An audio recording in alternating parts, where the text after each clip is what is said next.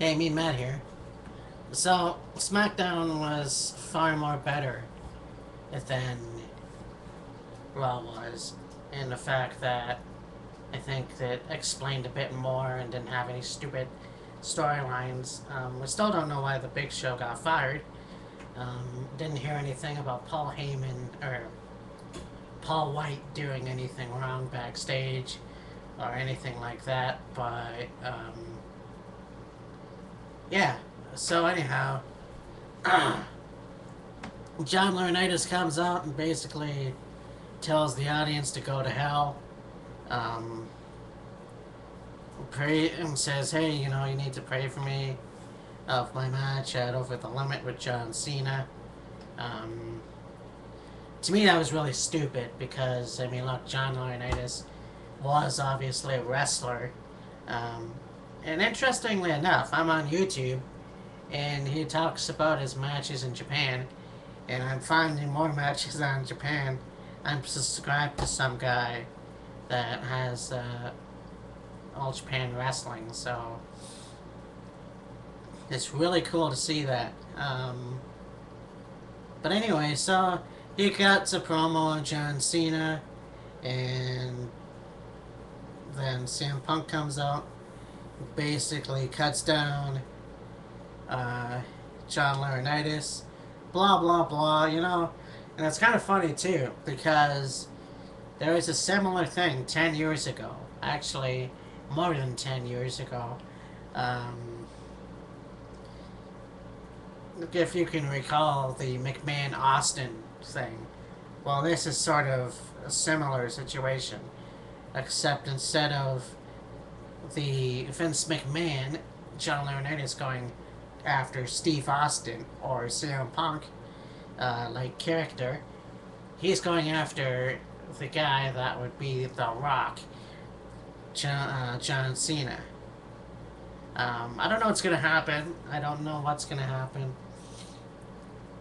But CM Punk says that they're gonna party the streets when John Ace loses to John Cena.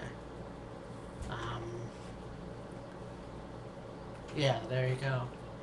So that happened, and then tag team champions Kofi Kingston and R-Truth defeated Titus O'Neil and Darren Young. So pretty cool. I don't know. They're going up against Ziggler and Swagger at Over the Limit for the tag titles. So I don't know. I can't wait to see what the outcome is. I really wish it would have been a three-way. But then again, Titus O'Neil and Darren Young don't really need a championship match as of right now. Then we have Damien Sandow, in his debut match against Yoshitatsu. And if you watch the After Up show in Iowa, they have this petition that they want everyone on Twitter to have a Yoshitatsu. Yeah, that's Yoshitatsu FTW. The guy is a really good wrestler. I think he should be getting more matches. Maybe a title match pretty soon. That would be pretty neat. But then again, there's Damien Sandow in his first match, and it seemed like it was really cool. But then again, it ended in no contest. So we didn't really have a winner. We couldn't decide if Damien is actually, you know, well, it is what it is. And Daniel Bryan defeated Zack Ryder with the Yes Lock. Daniel Bryan, of course, is up on Over the Limit when he takes on CM Punk for the WWE title. I'll get to that in a minute. Then Kane defeated CM Punk in a non-title match by disqualification. So that's then we had United States champion Santino Marella taking on Intercontinental champion Cody Rhodes. Um, Again, like most matches on SmackDown, this was kind of random. I don't understand why they had that, but yeah, it was kind of just. I mean, look, if you're gonna have a match, you should have one at one of the pay-per-views, champion versus champion. But then again, we'd have U.S. champion on SmackDown and Intercontinental champion on Raw. So I guess it would be, we'd have to have one of the two. Then a pretty good match in my opinion, only because of the outcome. It was champion WWE World Champion Sheamus taking on the Viper, the Apex Predator, Cody Rhodes, in what was probably one of the greatest matches of the night. Randy Orton actually went let Sheamus go over. So that was pretty cool, because I wouldn't think that was, But then again, I didn't think that was in character. But then again, here it is. Let's have Sheamus. Maybe he might lose the title, and I hope that if that does happen, that he doesn't go over, or he doesn't let Randy Orton win.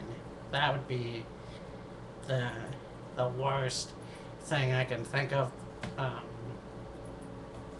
But then we would have the tag team champion, or the 10-time champion, Randy Orton. Also, it says here that Rosa Mendez was in a car accident, and she's just been released out of the hospital. So yeah, my predictions for Over the Limit this Sunday.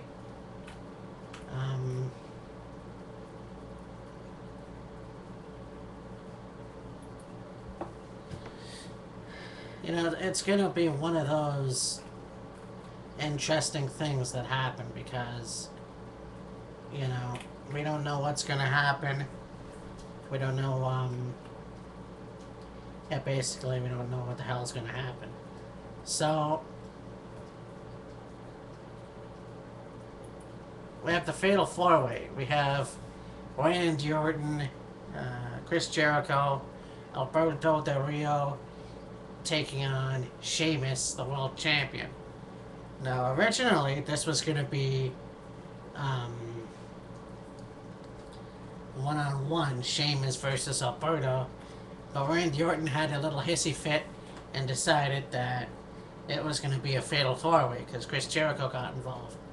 So if anything goes in this match, my way, and I think Alberto should be the world champion. He was already WWE champion. I don't think it would hurt for him to have the WWE championship, but I think, Randy Orton pays the people backstage, he'll be the WWE champion. And then Zack Ryder's going to take on Kane, the long overdue rivalry. That'll be interesting. WWE Divas Champion, newly crowned Layla, will take on Beth Phoenix in a rematch. I think that if Layla continues on with her reign, it would be a good thing, but then again, the WWE always misses their opportunity nowadays. And WWE Tag Team Champions, Kofi Kingston and R-Truth will take on Jack Swagger and Dolph Ziggler. Like I've said, they're finally going to have the match, tag team titles on the line at a pay-per-view. And then WWE Champion CM Punk will take on Daniel Bryan for the WWE Championship. Now, this might sound crazy, but in my opinion, I think that Alberto should have the World Championship, but also Daniel Bryan should be the WWE Champion. At least let him have the belt until SummerSlam. But then people are also saying we'll have the lovely AJ as CM Punk's manager. She might turn on Daniel Bryan. Who knows? If that's the case, that's awesome in my opinion. But I sooner would think we have Daniel Bryan as the champion. That way, there could be an even bigger feud with CM Punk um, near SummerSlam. Anyways, that's about it. Bye.